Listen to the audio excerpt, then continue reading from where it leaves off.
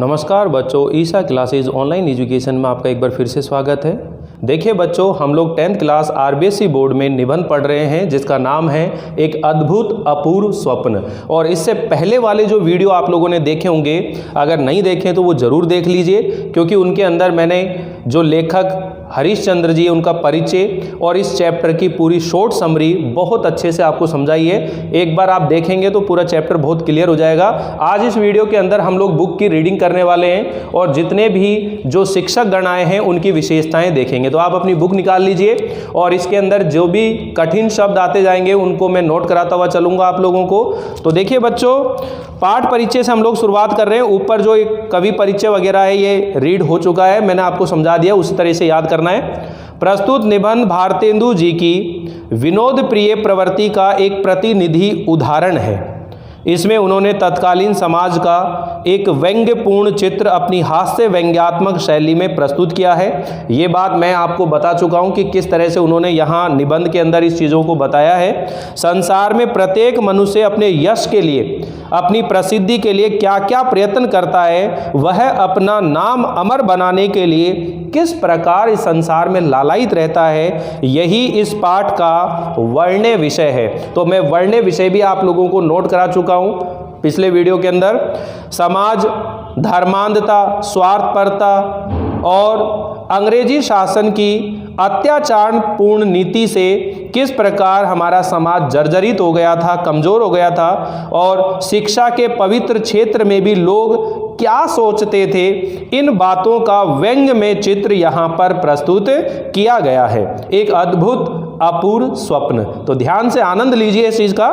आज रात्रि को पर्यंक पर जाते ही, पर्यंक मतलब पलंग, आज रात्रि को पलंग पर जाते ही अचानक आंख लग गई, नींद आ गई। सोते मैं सोचता क्या हूं, सोते ही मैं क्या सोचता हूं कि इस चलायमान शरीर का कुछ ठिकाना नहीं, कि हमारा ये जो शरीर है, ये संसार में यानी हमारा ये जो जीवन है ये लगातार चल रहा है, लेकिन इसका कोई ठिकाना नहीं है। पता नहीं कब तक चले। जैसे अपन बोलते हैं ना लोग, चलती का नाम गाड़ी है। गाड़ी चल रही है तो गाड़ी है।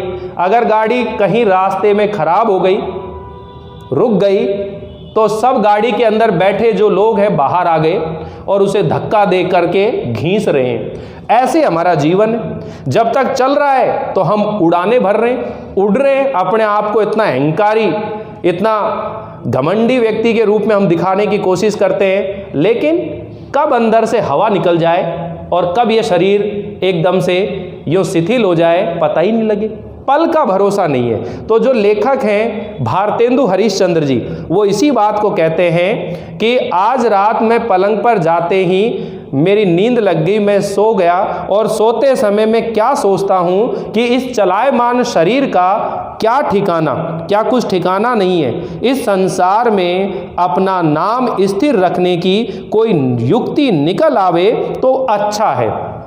इस संसार के अंदर हमारा नाम अमर बना रहे, स्थिर रहे हमारा नाम। अगर इसके लिए कोई युक्ति, कोई उपाय निकल जाए तो अच्छा है, क्योंकि यहाँ की रीति देखकर मुझे पूरा विश्वास होता है कि इस चपल जीवन का, इस चंचल चलायमान शरीर का क्षण भर का भी भरोसा नहीं है, पल भर का भी भरोसा नहीं है। ऐसा कहा भी गया है। क्या कहा है? श्वास श्वास पर हरि भजो, वृथा श्वास मत खोए, न जाने या श्वास को आवन होए या ना होए। यानी हर श्वास श्वास पर, सांसों पर, हर सांस में भगवान का भजन करो, ईश्वर की भक्ति करो, व्यर्थ में अपनी सांसों को मत खो, व्यर्थ में बर्बाद मत करो। न जाने ये श्वास आवन होए या ना होए, पता नहीं ये श्वास कब आती हुई रुक जाए। इन सांसों का कोई पता नहीं है। आप घर से जब निकलते हैं, आप सोते हैं, तब देखा करो कितने आप भविष्य की कल्पनाएं करते हो। अरे जीवन तो हमारा ऐसा है, पल का ही भरोसा नहीं है, और हम योजना बना लेते हैं पूरे जीवन की, भविष्य की योजना बना लेते हैं। तो कवि, ये जो लेखक हैं भारतेंदु जी, वो यही कहते हैं कि इस चलायमान शरीर का कुछ ठिकाना नहीं है, चल रहा है जब तक चल रहा है। इसलिए अपने नाम को अमर बनाने के लिए, अपने नाम को स्थिर करने के लिए अगर कोई युक्ति सूझ जाए, कोई उपाय सूझ जाए तो ठीक है, क्योंकि जैसा ही संसार में परंपराएं चल रही हैं उससे तो लगता है कि यहाँ इस चंचल जीवन का क्षण भर का भरोसा नहीं है। श्वास श्वास पर हरि भजो, वृथा श्वास मत खोए, ना जाने या श्वास को आवन होए ना होए। देखो समय सागर में, समय रूपी समुद्र में, ये जो समय है ये एक समुद्र की भांति है। जैसे समुद्र में कोई भी चीज़ गिर जाए तो वह उसके अंदर मग्न हो जाती है, डूब जाती है, फिर उसे ढूंढ पाना आसान नहीं है। उसी तरह ये जो समय है ये लगातार चल रहा है, टिक टिक टिक करके घड़ी आगे बढ़ रही है। इस समय रूपी समुद्र में एक दिन सब संसार, ये सारा संसार अवश्य मग्न हो जाएगा। एक दिन ऐसा आएगा कि इस समय रूपी समुद्र में, इस समय के प्रभाव में, काल के वशीभूत होकर ये सारा संसार, ये सारी जो सृष्टि है ये विनाश हो जाएगा, नष्ट हो जाएगा, कुछ नहीं बचेगा। जो कल थे वो आज नहीं है, जो आज है वो कल नहीं होंगे। ठीक है, तो कालवश, काल यानी समय के वशीभूत शशि, सूर्य भी नष्ट हो जाएंगे। यानी समय आने पर ये जो सूर्य चंद्रमा दिखाई दे रहे ये भी नष्ट हो जाएंगे इस धरती पर। आकाश में तारे भी कुछ समय बाद पीछे दृष्टि ना आएंगे, दिखाई ना देंगे। केवल कीर्ति रूपी कमल, आपकी प्रसिद्धि रूपी जो कमल है वो इस संसार रूपी सरोवर में, तालाब में रहे अथवा ना रहे, और सब तो एक तप्त तवे की बूंद हुए बैठे हैं। और आज सब एक तपे हुए तवे की बूंद की भांति बने हुए हैं। जैसे तवे के ऊपर पानी की बूंदें डाल देते हैं, झरझराता रहता है, उसी तरह आज इस संसार के अंदर हर मनुष्य ऐसा हो रहा है, अपने जीवन में इतना भाग दौड़ कर रहा है, इतना भाग दौड़ कर रहा है कि उस बेचारे के पास अपने जीवन को आनंद से जीने के लिए या अपना नाम अमर बनाने के लिए, यश प्राप्त करने के लिए फुर्सत ही नहीं है। तो कीर्ति कमल, वो कह रहे हैं कि केवल आपका जो कीर्ति रूपी कमल है, प्रसिद्धि रूपी जो कमल है, वो संसार रूपी सरोवर में रहे अथवा ना रहे, और सब तो एक तप्त तवे की बूंद हुए बैठे हैं। इस हेतु, इस कारण बहुत समय तक सोच करके, समझ करके प्रथम यह विचार किया कि कोई देवालय बनाकर छोड़ जाऊं, कोई मंदिर बनाकर छोड़ जाऊं। तो आपको मैंने बता दिया पिछले वीडियो के अंदर कि लेखक के मन में अपना नाम अमर करने के लिए प्रथम विचार क्या आया? कोई मंदिर बना जाऊं, कोई देवालय बना जाऊं, कोई मंदिर बनाकर छोड़ जाऊं। किंतु थोड़ी ही देर में समझ आ गया कि इन दिनों सभ्यता के अनुसार इससे बड़ी कोई मूर्खता नहीं है। ये अंडरलाइन कर लेना, आपको उत्तर मैंने समझा दिया। क्वेश्चन पूछा जाएगा इस तरह से कि प्रथम विचार क्या आया और उसको त्यागना क्यों पड़ा। तो आप ध्यान रखिएगा कि वर्तमान समय में जो सभ्यता, जो संस्कार चल रहे हैं, जिस तरह की शिक्षा चल रही है, उसकी वजह से आने वाले समय में धर्म के प्रति कोई आस्था नहीं बचेगी। मंदिरों में लोग जाना छोड़ देंगे और ऐसी स्थिति में मंदिर तो खाली रहेंगे, वीरान रहेंगे। कौन जाएगा मंदिर में? तो वहाँ सही नहीं है, मंदिर निर्माण नहीं करेंगे। ठीक है, तो आगे देखिए क्या कह रहा है कि इन दिनों की सभ्यता के अनुसार इससे बड़ी कोई मूर्खता नहीं है, और ये तो मुझे भली भांति मालूम है कि यही अंग्रेजी शिक्षा रही तो मंदिर की ओर मुख फेर करके भी कोई नहीं देखेगा। अगर इसी तरह अंग्रेजी शिक्षा चलती रही तो मंदिरों की तरफ मुंह फेर करके भी कोई नहीं देखेगा। इस कारण विचार का परित्याग करना पड़ा, इसलिए मंदिर निर्माण करने का विचार जो है वो त्यागना पड़ा।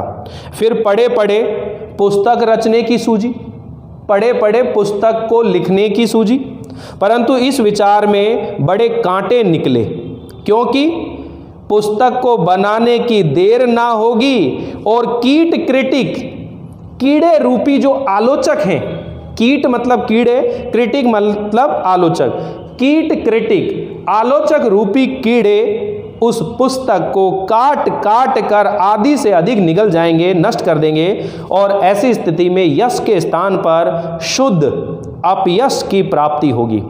जब देखा कि अब टूटे फूटे विचारों से काम नहीं चलेगा, तब लाडली नींद को 2 रात पड़ोसियों के घर भेज करके आंखें बंद कर ली और शंभू यानी शिवजी के समान समाधि लगा गया। अब देखिए यहाँ पर जब लेखक के मन में देवालय मंदिर निर्माण का विचार भी उसको सेट नहीं आया, पुस्तक लिखने का विचार भी मन को नहीं भाया, तो उन्होंने अपनी नींद को त्याग कर शंभू के समान समाधि लगा दी।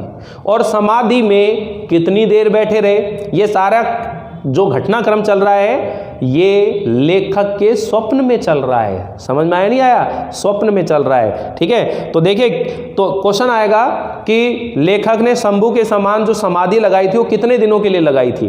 तो देखिए, शंभू के समान समाधि लगा गया, यहां तक कि 61 या 51 वर्ष उसी ध्यान में बीत गए। समाधि में कितने वर्ष बीत गए? 61 या 51 वर्ष उसी ध्यान में बीत गए। अंत को एक मित्र के बल से अति उत्तम बात की पूंछ हाथ में पड़ गई। एक मित्र के सहयोग से एक बात का पता लगा।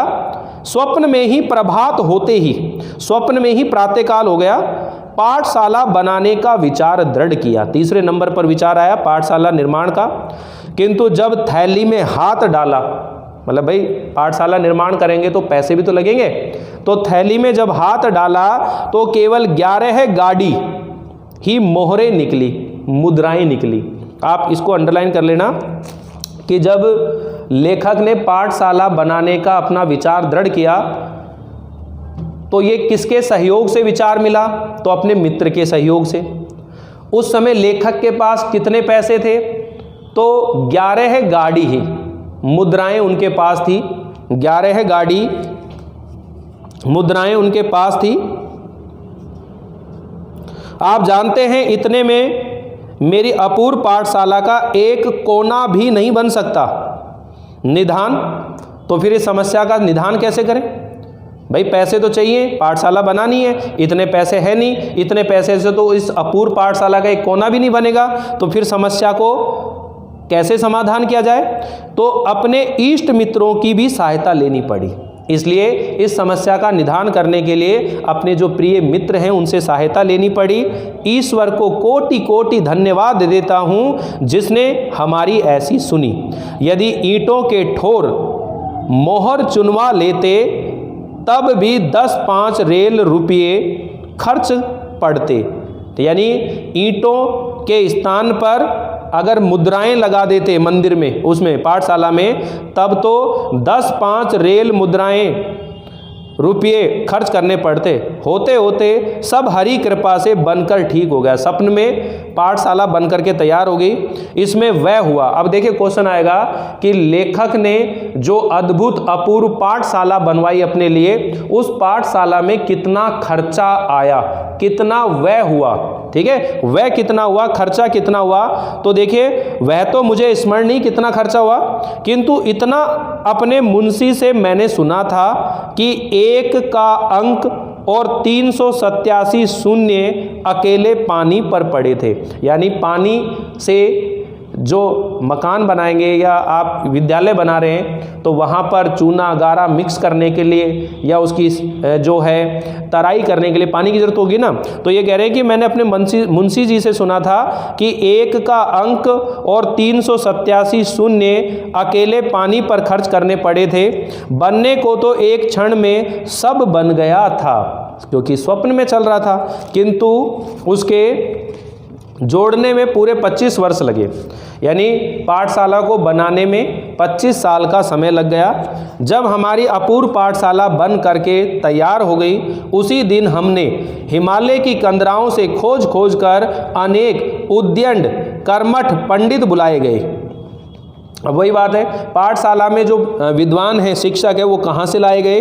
हिमालय की कंदराओं से खोज करके बुलाए गए, जिनकी संख्या 0.5 से अधिक नहीं थी, 0.5 से अधिक नहीं है।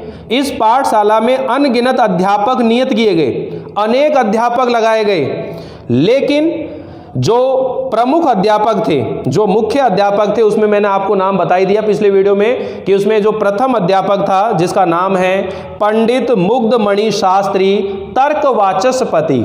पंडित मुग्धमणि शास्त्री तर्कवाचस्पति ये इस विद्यालय में नियुक्त होने वाले प्रथम अध्यापक थे। ये क्वेश्चन भी आपसे पूछा जाएगा कि लेखक ने जिस पाठशाला का निर्माण किया था उसके अंदर प्रथम अध्यापक जो नियुक्त हुए थे उसका नाम क्या है, तो आपको बताना है पंडित मुग्धमणि शास्त्री तर्कवाचस्पति। ये उस पाठशाला में नियुक्त होने वाले प्रथम अध्यापक थे। ठीक है, और इसके बाद सुनिए, पाखंड प्रिय धर्माधिकारी। पाखंड प्रिय धर्माधिकारी ये धर्मशास्त्र के अध्यापक थे।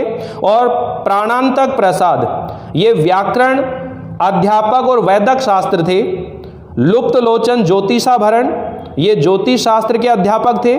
शीलदाव अनल नीति दर्पण ये नीति शास्त्र और आत्मविद्या के अध्यापक थे। तो कुल मिलाकर के इस निबंध के अंदर कितने अध्यापकों का नाम आया है?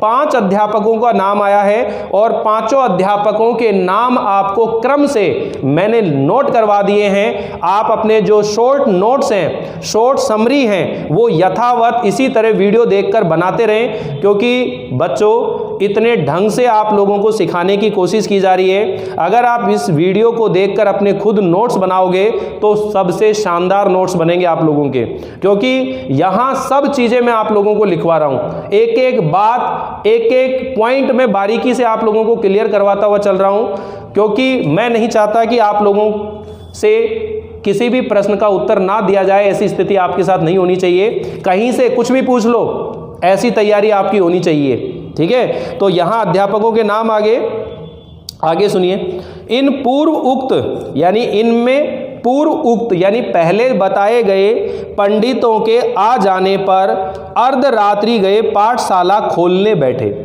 यानी पाठशाला को अर्धरात्रि में खोलने बैठ गए। इस समय सब इष्ट मित्रों के सम्मुख उस परमेश्वर को कोटि धन्यवाद दिया। सारे प्रिय मित्र वहाँ मौजूद थे।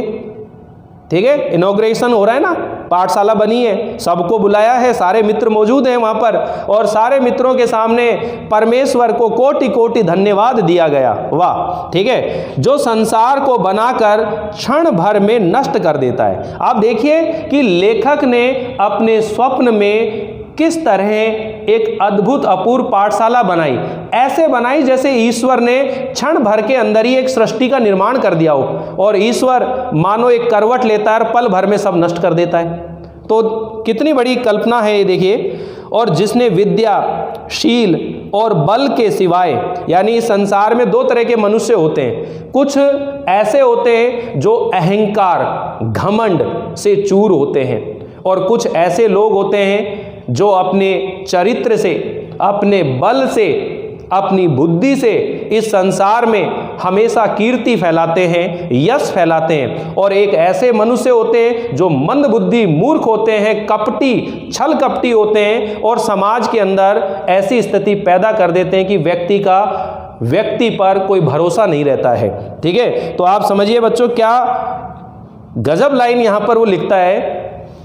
देखिए कि जिसने विद्या, शील और बल, ये 3 शब्द ध्यान रखेंगे कि जिसने विद्या, शील और बल के सिवाय इनके अलावा क्या क्या चीज, मान यानी अहंकार, मूर्खता, पर द्रोह, पर निंदा आदि परम गुणों से इस संसार को विभूषित किया है, वह इस संसार में कैसे अमर होगा। आप देखिए बहुत से लोग ऐसे हैं जिनको वक्त मिला नहीं और शुरू हो जाते हैं दूसरों की निंदा करना। अरे जो समय आप दूसरों की निंदा करने में व्यतीत कर रहे हो, उस समय को अपने जीवन की सफलता के लिए क्यों नहीं लगाते हो? उस समय का उपयोग अपने जीवन की उन्नति के लिए क्यों नहीं करते हैं? लेकिन नहीं, व्यक्ति अपनी विद्या, अपने चरित्र, अपने बल को बढ़ाने पर ध्यान नहीं देगा, बल्कि वो तो अहंकार के अंदर अपनी मूर्खता, दूसरों के साथ द्वेष करना, ईर्ष्या करना, इन्हीं चीज़ों के अंदर वो भरा रहेगा और इस संसार में एक जानवर के रूप में वो अपना जीवन व्यतीत करता है। इंसान तो नहीं हो सकते ऐसे लोग। तो हम कोटि धन्यवाद पूर्वक, यानी कि करोड़ों धन्यवाद पूर्वक आज इस सभा के सम्मुख अपने स्वार्थ रत, अपने स्वार्थ में मग्न चित्त की प्रशंसा करते हैं, जिसके प्रभाव से ऐसे उत्तम विद्यालय की नींव पड़ी। उस ईश्वर को ही अंगीकार था। अंगीकार शब्द जो है इसका मतलब होता है आत्मसात। उस ईश्वर को ही आत्मसात था कि हमारा इस पृथ्वी पर कुछ नाम रहे।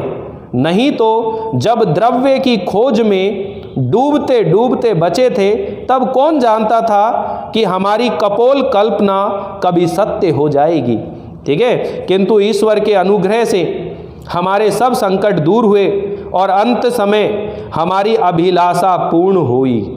यानी इस धरती के ऊपर ईश्वर की कृपा के बिना, ईश्वर की मर्जी के बिना एक तिनका भी नहीं हिलता है।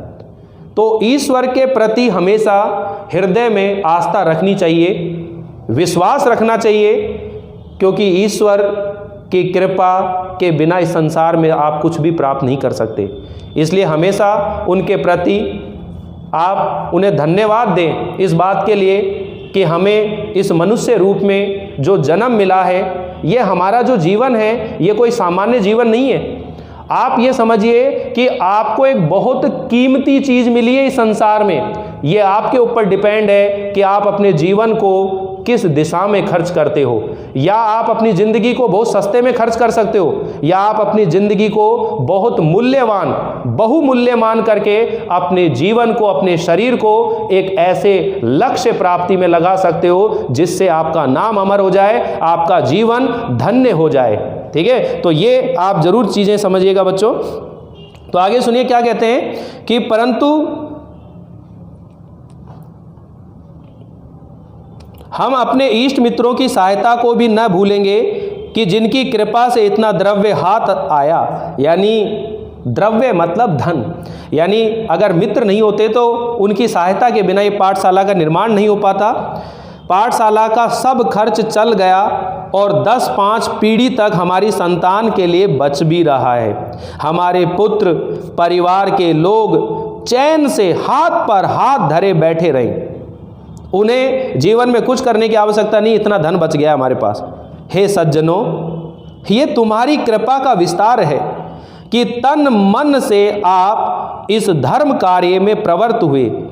नहीं, मैं 2 हाथ पैर वाला बेचारा मनुष्य आपके आगे कौन कीड़ा था जो ऐसे कर्म को कर लेता।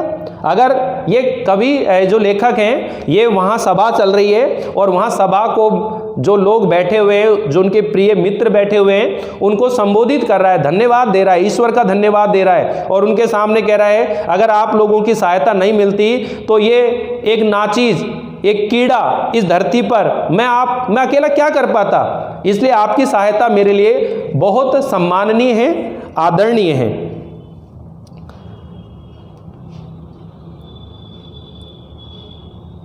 यहां तो घर की केवल मूछें ही मूछें थी। यानी यहां घर के अंदर केवल मूछें ही मूछें समाज की एक अहंकार की स्थिति की ओर संकेत है। कुछ में कुछ गंगा जल काम आपकी कृपा से भली भांति हो गया। चलिए ठीक है, अंततः आपकी कृपा से काम हो गया। मैं आज के दिन को नित्यता का प्रथम दिन मानता हूँ, जो औरों को अनेक साधन से भी मिलना दुर्लभ है। धन्य है उस परमात्मा को जिसने हमारे यश के ढहे अंकुर फिर हरे किए, जिसने हमारे यश के ढहे हुए, नष्ट हुए जो बीज हैं उनको फिर से अंकुरित कर दिए। हे सज्जन शुभ चिंतकों, संसार में पाठशालाएं अनेक हुई होंगी, किंतु हरि कृपा से, ईश्वर की कृपा से जो सकल पूर्ण कामधेनु यानी सारी इच्छाओं को पूर्ण करने वाली ये जो पाठशाला है कामधेनु के समान है, वैसी अचरज नहीं कि आपने इस जन्म में ना देखी सुनी हो।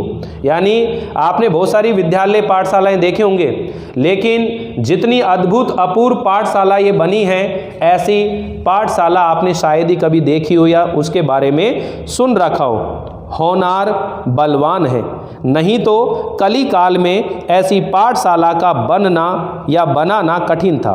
भाई जब होनी होती है तो वो होनार बलवान है। नियति का लिखा हुआ जो लेख है वो किसी भी कीमत पर बंट नहीं सकता, कम नहीं हो सकता। यानी ईश्वर ने जो लेख लिख दिए वो तो अटल हैं, जो आपकी नियत में है, आपके भाग्य में है, उसे दुनिया की कोई ताकत आपसे नहीं छीन सकती।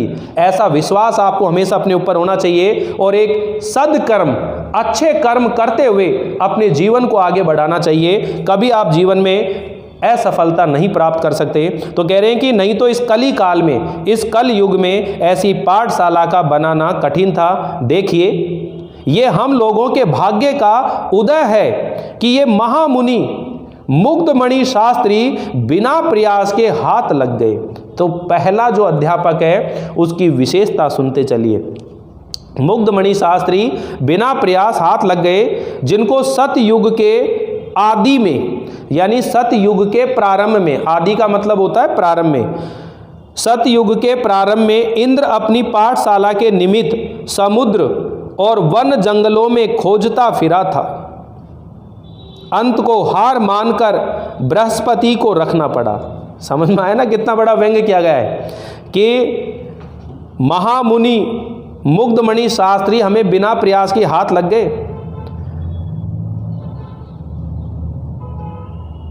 जिनको सतयुग के आदि में, यानी जब सतयुग आरंभ हुआ था उस समय इंद्र ने अपनी पाठशाला के लिए समुद्र और वन के जंगलों में खोजता फिरा था कि ये मिल जाए।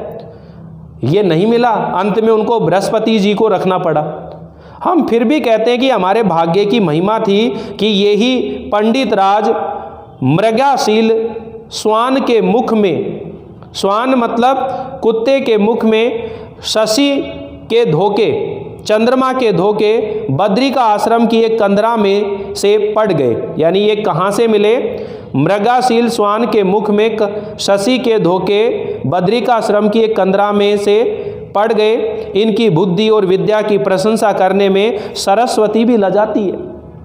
इनमें इतनी बुद्धि है, इतनी विद्या है कि इनकी प्रशंसा करने में माता सरस्वती भी लजाती है। यानी ऐसे शिक्षक जो अपनी विद्वता का केवल ढोंग पीटते हैं, कोरा दिखावा करते हैं, आडंबर करते हैं और अपने आप में ये दिखाने की कोशिश करते हैं कितने बड़े विद्वान हैं, कितने बड़े ज्ञानी हैं। तो ये उसी के ऊपर एक व्यंग्य किया गया है।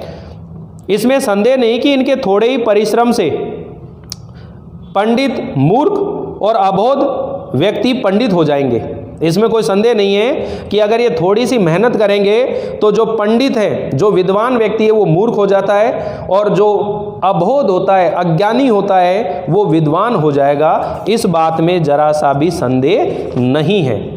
हे मित्र, मेरे निकट जो महाशय बैठे हैं इनका नाम है पाखंड प्रिय। सारी स्थिति बता रहा है। मेरे पास में जो महाशय बैठे हैं इनका नाम पाखंड प्रिय है। किसी समय इस देश में इनकी बड़ी मान्यता थी। सब स्त्री पुरुषों को इन्होंने मोह रखा था। मतलब पाखंडी लोग होते ना, अपने पाखंड आडंबर से इस संसार में हर व्यक्ति को अपनी तरफ आकर्षित रखते हैं। आज अंध भक्तों की इस संसार में कोई कमी नहीं है। आप देखेंगे तो यहाँ इतने अंध भक्त बैठे हुए हैं, हर हर बाबा, जय जय बाबा करते हुए, और उनकी भक्ति में ऐसे मग्न रहते हैं और अपने कर्म से, अपने जो दायित्व होते हैं उनसे दूर रहते हैं।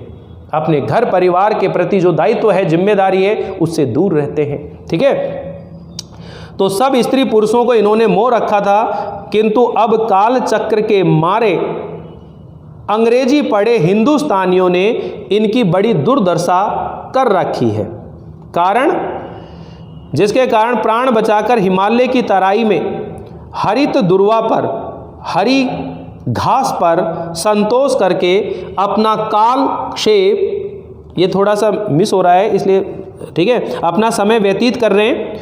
विपत्ति ईश्वर किसी पर ना डाले, जब तक इनका राज था दृष्टि बचाकर भोग लगाया करते थे। कहाँ अब श्वान श्रृंगाल के संग कुत्ते और गीदड़ों के साथ दिन काटने पड़ रहे हैं। हाय हाय, क्या हालत हो गई इनकी। यानी एक समय था, किंतु फिर भी इनकी बुद्धि पर पूरा विश्वास है कि एक कार्तिक मास भी इनको स्थिर रह जाने देंगे तो हरि कृपा से समस्त नवीन धर्मों पर 4-5 दिन में पानी फेर देंगे। अगर कार्तिक महीने में, कार्तिक का महीना बड़ा पवित्र निर्मल महीना माना जाता है, और आपने अपने आस पड़ोस में बहुत सी महिलाओं को कार्तिक स्नान करते हुए नाम सुना होगा, और बड़ा पूजा पाठ करती हैं, धार्मिक प्रवृत्ति की होती हैं। और ये बात मैं हमेशा बोलता हूँ जब पढ़ाता हूँ, क्योंकि जब भक्ति काल के पद चलते हैं तो वहाँ तो मैं डेफिनेटली ये चीज़ बोलता हूँ। किस तरह से मंदिरों में जाती हैं, भजन कीर्तन करती हैं, भगवत गीता का पाठ पढ़ रही हैं, ठीक है ना, रामायण पाठ घर में करवा रही हैं, माता का जगराना करवा रही हैं, और जैसे ही वो चीज़ें खत्म होती हैं बाहर सारी औरतें एक गुट में खड़ी होकर के जो उस मोहल्ले की औरत नहीं आई है उसके बारे में बात कर दें, फलानी नू फलाना, ये आधे एक घंटे चर्चा करते हैं और चलते चलते अरे बेरा हमको काई लेनो, अपन तो कोई की बुराई करे ही ना है, और सब अपने अपने घर। यानी पूजा पाठ ये सब ढोंग आडंबर है, ठीक है। ये आडंबर रचाने वाले लोग अगर उसमें से थोड़ा सा भी अपने जीवन में अपना लें तो उनका जीवन धन्य हो जाए। तो देखिए बच्चों, ये चीज यहां आप लोग समझ रहे होंगे। इससे भिन्न पंडित प्राणांतक प्रसाद भी प्रशंसनीय पुरुष हैं। नेक्स्ट आ रहे हैं, पंडित प्राणांतक प्रसाद भी प्रशंसनीय पुरुष हैं। जब तक इस घट में, इस जीवन में, इस हृदय में प्राण है, तब तक न किसी पर इनकी प्रशंसा बन पड़ी ना बन पड़ेगी। यानी पंडित प्राणांतक प्रसाद जो हैं, जब तक इनके शरीर में प्राण है, जीवन है, तब तक किसी की ना तो इन्होंने प्रशंसा की और ना करेंगे। ये महावैद्य के नाम से इस संसार में विख्यात हैं। चिकित्सा में इतने कुशल हैं कि चिता पर चढ़ते चढ़ते रोगी इनके उपकरण का गुण नहीं भूलता। कितना ही रोग से पीड़ित क्यों ना हो, क्षण भर में स्वर्ग के सुख प्राप्त हो जाते हैं। यानी इनकी दवाई ले ली, आज के ये जो चिकित्सक दिख रहे हैं ना आपको, कैसे एक्सपेरिमेंट करते हैं, खुद को भी मालूम नहीं होता है बीमारी क्या है, जाते ही तरह तरह की जांच लिख देते हैं। तो ऐसे ही ये पाखंड महावैद्य, बहुत बड़ा वैदिक शास्त्री बनने का दिखावा उन लोगों में था, कितना बड़ा वैद्य की है, और उनकी दवाई ऐसी है, कितना ही बड़ा रोगी क्यों ना हो, पल भर में स्वर्ग प्राप्ति हो जाएगी। ठीक है, ये व्यंग्य है उनके ऊपर। जब तक औषधि नहीं देते, केवल उसी समय तक प्राणी के संसारी व्यथा लगी रहती है। जब तक दवाई नहीं देते हैं तब तक ही संसार के दुख दर्द लगे रहते हैं। जैसी दवाई दी, स्वर्ग को प्राप्त हो गए।